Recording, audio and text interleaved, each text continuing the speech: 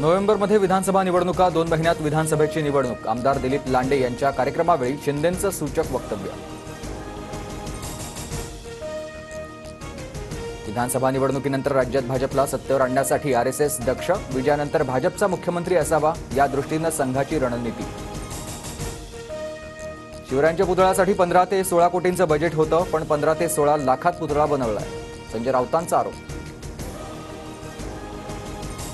ST कर्मचाऱ्यांच्या संप बेकायदेशीर संपात सहभागी न होता तातडीनं कामावर रुजू व्हा, कोर्टाचे आदेश. संप मिटवण्यासाठी सरकारनं योग्य पावलं उचलण्याच्याही सूचना.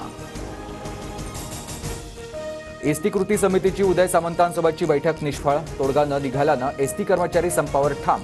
मुख्यमंत्री शिंदेंच्या आजच्या बैठकीत निर्णयाची शक्यता.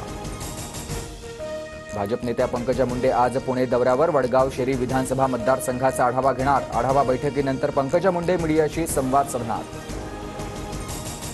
आदित्य ठाकरे, संजय राऊत आज मराठवाडा दौऱ्यावर. पावसामुळे झालेल्या नुकसानीची पाहणी करणार. जनशताब्दी, तेजस आणि मंगळुरू एक्सप्रेस 30 सप्टेंबरपर्यंत ठाणे आणि दादरपर्यंतच धावणार. गणेशोत्सव काळात प्रवाशांची गैरसोय होण्याची शक्यता. राज्यात जुलै आणि ऑगस्टमध्ये झालेल्या अतिवृष्टीमुळे 1,70,000 हेक्टरवरील पिकांचं नुकसान, तर विदर्भात 97,652 हेक्टरवरील पिकं मातीमोल.